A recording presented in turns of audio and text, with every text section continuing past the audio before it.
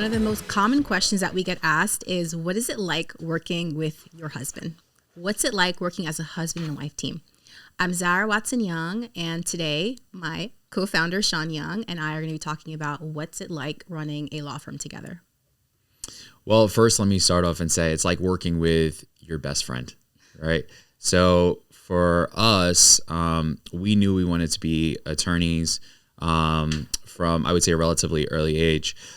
For myself, I knew I wanted to be an attorney early on, since childhood. I would say 2 or 3 years old. I was running in around the house telling my grandmother I was going to be a wheeling, dealing attorney. And, I would pass by, I grew up in Queens. I'd pass by so many different business owners and stores. And I always thought to myself, these people need lawyers and counselors. I had been exposed at a very early age to a mentor who was an attorney and other members of the bar. So I had some familiarity with what attorneys did, how important they were. I always liked the idea that people were coming to them seeking advice and counsel, and that these were reliable people in the community that were problem solvers and peacemakers. And so for me, there was an allure to that as well. Full disclosure, I was never good at math too. So for me, everything aligned. So I knew very early on what I wanted to do. It was either that or paleontologist, because I love dinosaurs. But then, I think every kid goes through that dinosaur phase that phased out. And so I knew I wanted to transition and be an attorney since elementary school, and then on to high school, and then college where we met. And I guess I could segue to you, how you in college discovered your journey and how you wanted to enter the legal profession. Yeah. So as you know, I always knew that I wanted to own my own business. I grew up with my stepfather, who was a physician. He passed away during COVID-19, unfortunately, but he played a huge role in terms of what I want to do in terms of owning my own business. So Ever since I was little, I wanted to have my own business. I wanted to become a doctor just like him. And it wasn't until college that I started taking science classes. I took chemistry and biology, and I was not doing well. And I said to myself, okay, I'm never going to get into any medical school with these grades. So what else can I do? Which is really funny thinking back to how I kind of gave up very quickly on that. It's not true. I think knowing your self-determination, if you wanted it, you would have, I think subconsciously it wasn't for you, but because you're how smart you are, how determined you are, I think you would have aced those classes. But yeah, so I said, okay, what else can I do? And Sean, we were dating at the time, he always knew he wanted to become a lawyer. And my older cousin, Sabrina, I have to shout her out because she's a huge role model for me. She was a lawyer. And I said, okay, Sabrina's a lawyer. Sean went to go to law school. Let me explore this more. So I did every law-related activity that I could. And I really fell in love with the law. We both interned at that juvenile detention center. We volunteered, really. Yeah. And just hearing those girls' stories and the things that they went through and how almost unfair the justice system seemed for them, it really inspired me to really pursue the law. So I then applied for law school. I ended up deciding to take a year off. I worked for a private nonprofit, the Simons Foundation. They are incredible. And then from there, I went to law school. Well, let's because it's so funny how we always say all work works. Yes. The Simons Foundation was like it still is to this day, the nonprofit. Yeah. Millions and millions of dollars in grants given out. Flatiron, commercial, building, very nice, and they're connected to a hedge fund. So you really had exposure at high level. Yes. And making some contacts to this day. Absolutely. And we'll get into that in a second, but in terms of their systems, their processes, just how they ran that nonprofit really inspired me for when we ended up starting the law firm. So going back to the private nonprofit, so I worked there for about a year, not filed, but applied to law school. And from there, my goodness, had a very interesting experience in law school. We won't get into that. Yeah, we're not going to get into that. But I think college is really important for us because we would joke around that we would start our own law firm. We had a group of friends that would often say, wouldn't it be so cool if you put your maiden name and my surname together and we formed Watson and Young? It sounded very regal and prestigious, like a prestigious WASPy law firm, very much our vibe. And that played a role, I think, just having that inception point in our back of our minds, how later on we would then come together. Organically, it kind of just happened. It wasn't something that we had really thought about and considered for too long, but it ended up happening and coming to fruition down the line. But college was important for us. We get a lot of people ask, like, what should I be doing and majoring in college? And you don't necessarily have to have, for law school, you don't necessarily have to have a particular major. But we had that idea that we were going to go into law school. And so we did things like judicial board, and, I interned for the district attorney's office. We did that juvenile internship experience where we visited juvenile centers. So there were things that we padded with our resume and experiences that we had to make sure that it was something that we really wanted to do and we were committed to it. And then, you went to law school. We actually went to different law schools. We were not together in law school. I actually did, after graduation, I lived in Miami for a couple of years, and then I applied and I moved back to New York to go to law school. And you were going to law school in New York City. I was at Brooklyn Law in downtown Brooklyn, very close to the city. And we had that experience of going to separate schools, but still working on our goals together. And then we ended up getting married, and you had a very different experience because you were in special education law. You want to talk about that, how that transpired and segued, and then? Yes. So we actually started dating again our last year of law school. And at the time, my parents, they were suing New York State for special services for my youngest sister. And during that time, I was very involved in the process with them. And I realized, I said, wow, like, this is an incredible area of law. I can help so many people. So my law school had what's called a clinic. And a clinic is basically where you can get real world experience. So I did the clinic during my last year. It was a special education clinic. And the law firm that represented my parents basically ended up giving me a position. So I did the clinic, and then I interned at that law firm during my last year, also practicing special education. And when I graduated, they gave me an offer. You did so well that they wanted you on the team. Thank you. Yes. So I worked there for about 6 months, and the people there were incredible. I learned so much from them. But I realized it wasn't for me. I said, you know what else can I do? At the time, I had a lifestyle blog and I was creating content, and I said, oh my goodness, I can create, help. Of course I can create content, but I can help other content creators protect their work. Right. So that's how I delved into everything intellectual property, from copyrights, trademarks, contract work, entity formation. So I did everything under the sun in terms of intellectual property. And I remember calling Sean one day. I had a pretty bad experience at that firm in terms of dealing with a client. And it was really that experience that was the catalyst. I said, okay, this is it. I can't do this anymore. So I literally go downstairs for lunch, and I call Sean, who happened to be in Miami at the time. And I think it was for a wedding. Right. And I said, Sean, this is it. I can't do this anymore. I'm not passionate about this area of law. I still want to practice, but this isn't for me. And Sean said, go for it. This is it. We don't have any kids. We don't have a mortgage. This is the perfect time, the perfect opportunity to start a law firm. And also just, right. And again, in the back of our minds, we always wanted to have that law firm together, Watson and Young. So this was the opportunity to do that. So I literally go back upstairs. I walk into the partner's office and I tell him, thank you so much for this opportunity. Thank you for everything that you've done for my sister. But, unfortunately, this is not the area of law for me. And I was so nervous because he was just this very old school, big guy, a little intimidating. And I told him, and his first response was, to thine own self be true. And those words really carried me through that first year, because I was like, I'm doing what's true to me. He gave you the Shakespeare quote. Yes, he did. He did. And then from there, I said, oh my gosh, like, this is it. I have no marketing experience, no advertising experience. I have no idea how to run a law firm, but I was very passionate, and I just knew. I don't know if you've just ever had that feeling, that experience of just knowing that this is what you're supposed to do. So I took that with me, and at the time I had my cell phone. Instagram was pretty new. There was no Instagram stories. There was no TikTok.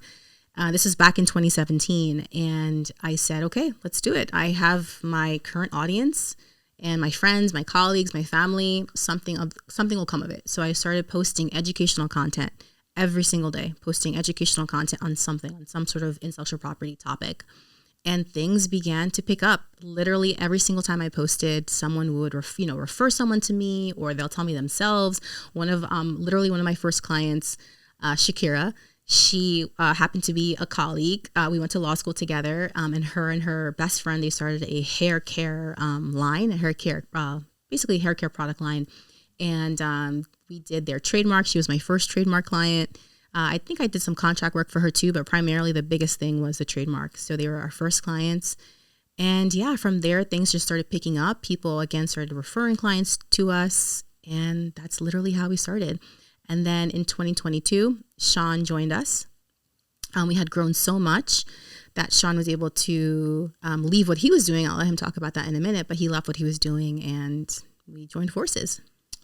Yeah, I always had the vision of working with entrepreneurs in law school. I did that. I actually worked at something called the Brooklyn Law Incubator Policy Project, which was essentially going into the tech triangle in New York City. They were building kind of like a Silicon Valley in New York City. There was a huge initiative from de Blasio at the time. And the goal was really for our law school to provide these emerging companies with legal support.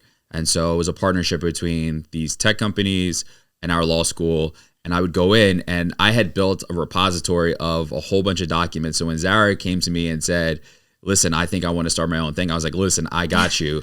Because I have all these docs that I've been working on. And it was literally the foundation of our firm in terms of building some of that, one of the pillars of our firm.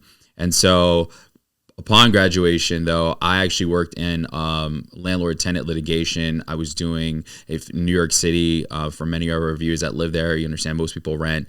There are hundreds of thousands of tenants and large multinational corporations that have come in and bought some of these real estate portfolios, and they need lawyers to help navigate the complex real estate laws in New York City, because there's a lot of different laws that protect tenants, from rent stabilization to rent control to loft laws. And so really, I got good at what I was doing. I went in there. I didn't have too much litigation experience, because remember, I was helping these corporations, but much of it was transactional. So I was going into court every single day, which is uncommon for most new lawyers. Most lawyers will have 2 or 3 cases in federal court, and they'll make an appearance every 2 months. I was there every single day. And I got really good at what I was doing, but it wasn't fulfilling for me. I knew that God had a different plan for me. I was not happy. And it kind of came to a culmination one day when a judge called me from off the bench. I had left the courtroom. I had just argued a motion before him, and the officer came and got me in the hallway. He's like, the judge wants to speak to you now. And I'm like, what do you mean the judge? The judge wants to talk to me? I'm like, oh man, what did I do? And Judge McClanahan looks at me, gives me a stern look, and he walks off the bench. And he says, come back here to Chambers. I want to talk to you about something. And I'm like, okay. I'm like, I don't know. I was like, I'm pretty sure I did good on that motion. Like, what's going on? And, I'm thinking all these things through my head, and he comes to me, he's like, listen, you are great at what you do, young man. I see a lot of myself in you, but I want to know what your 5-year plan is. And in that moment, it hit me, because I think he saw something in me, and he knew I was destined for something different and something more fulfilling for my purpose. And we actually went to his dinner, and I got to introduce my wife to him, and it was a great time. But that was the catalyst, I think, at that moment, that I knew I got to start transitioning. I had always had the goal of transitioning to Watson Young, but I think also once we started having our daughters, and we started thinking more about legacy and what was important, it was a no-brainer for us to join forces in 2022. And it's been a roller coaster, but a fun one for sure. Absolutely. Yeah. And I was gonna say, I'm the risk taker typically, yes, in the relationship. So I was always like, Sean, it's time to go. Like, it's time to jump ship. And I'm always thinking about how do we mitigate risk, right? Like, as lawyers, we're shifting risk all the time. So I'm like, but you were right. And, listen to your wife, right? Right. And here we are today, Watson & Young. So we transitioned in 2022 to Watson & Young. And a lot of people ask me, okay, what was that like? What was the transition like? And it was great, because Sean had always been behind the scenes helping us, like especially in litigation matters. So he was always, up to date with like what's going on with the cases, especially the big ones. And Sean it was a smooth transition. Of course, like I have my ways of like how I like things to be like done. I am very much so type A in terms of just, the organization, our systems. I actually built all of our systems from scratch. All of our workflows, emails, all of those things. So it was a matter of really just showing Sean like, how things are run in terms of the processes. Right. And yeah, do you want to add anything to that? Yeah, I'm more shoot from the hip cowboy style in terms of just how I approach the structure of things. But I think the value that we had is you have certain strengths, I have certain strengths, and we complement each other in that way. And that's been really, really good. And we know our strengths and weaknesses, like, again, the litigation experience, a legal strategy. Yeah. When we do our cases, I'm thinking 3-4 chess moves ahead. And then Zara implements those processes also because our clients, we like to make sure that we're communicating with our clients and there's certain, touch points. I'm like, I got the job done. But really, it's important to make sure that our clients are apprised of how we got the job done and they feel included in the process. Yes. And it's so true that, you coming in and adding that value has been very, very important. And I also have to think my previous experiences, especially at that private nonprofit, everything was just so put together in terms of like how the operations were done and the systems. And then, taking that and having several other experiences, whether it was a education law firm and we had actually interned at another law firm together. I saw that there were systems that were lacking. So I always said I wanted to make sure that whatever I build, I want to make sure, or what we build, I want to make sure that we have, the best systems in place and communication, right? Like I always think, what would I want as a client? And I know communication is so important. So we always make it a point to make sure that our clients are, apprised of what's going on. They've received fast responses. So these are all things that I took from, prior experiences and wanted to enhance even like our client gifting, just little touches. We want to build the best law firm. All works, right? Just having that experience and your past experiences. That's why it's so important to go out there and have these experiences and then take the best of what you've learned and implement it and build when we're building our brand and our business. I think one of the questions that we always get is how is it like working as a husband and wife team in terms of, there's less of a delineation between personal and professional. So I'll pose that question to you. How is it like working with me? It's great. No pressure. Yeah, it's good. It's hard, right? Like having a cutoff time, right? In terms of work, like we'll definitely talk about work sometimes at the dinner table. We try not to because we have 2 little girls. We have a 5-year-old and soon to be 2-year-old. And yeah, we want to make sure that we're as present as possible for them. But it is difficult, especially when we're doing like a big case that involves potentially going to court, like a cease and desist issue, for example. Those are topics that we do bring home with us, and we try not to, talk about it all the time. But it's tough not to do that, or reminding each other of certain things that we have to get done. Yeah. So I look at it like I like to garden, and I look at it as you have 3 different plants that you have to make sure that you're watering and you're giving attention to. And the first is not no particular order, but one of them is your business and, the house that you're building around your business. And then the second is your kids, making sure that your kids, you're providing the necessary attention and care. And then your relationship, making sure that you're making personal time. And that part is difficult at times, but I think we do a good job of trying to create space for that too, to make sure that, the spark is still there, that we're still making sure that everything works. Mm-hmm. And so we have a lot of husband and wife teams too. And a lot of successful businesses in America have been family owned brands and legacies. When you look at the Carnegies, Rockefellers, Crafts, so many different teams. Businesses that have been built around family brands. So legacy is important too, and having a clear vision for what you want your story to be and what that legacy will look like is very, very important, because that will sustain you, right? No matter what the hard times, the good times, we're in this together, we're building this together, and we're doing it for our legacy. And that's what it's like for a lot of our clients as well. Yeah, and I think that the term legacy is something that's thrown around all the time, especially with what we do, right? We are helping brands protect their assets and yes, their legacy, but not everyone, everyone has a different definition of legacy, I think.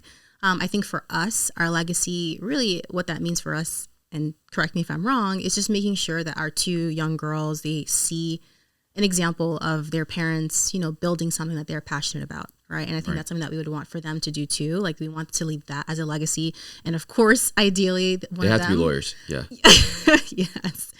Hopefully one of them will be able to take over our firm. But, the bigger picture is just them seeing us doing what we love. Right. And, following in that example. So I think for us, that's what legacy means. But for other business owners, that could mean, maybe passing it down, maybe selling it. Maybe that's their legacy. They've sold their company for millions and billions of dollars, or licensing it out. We work with a lot of beauty brands. Maybe their legacy is, licensing that product and having those royalties be given to them. So I think it's very important just to define what that means for you. Could be generational wealth, like you said. Right, yeah, right. Absolutely. Right. So I want to emphasize that point as well, that legacy can mean so many different things. But that's ours, right? Our legacy is definitely making sure that our girls have an example of what it is to do something that you love. Right. Right. And I think it's important to always refine what that means to you individually and hold on to that, especially for us. I mean, I know it's important, and I think that's what helps fuel and sustain us in many ways. Amazing.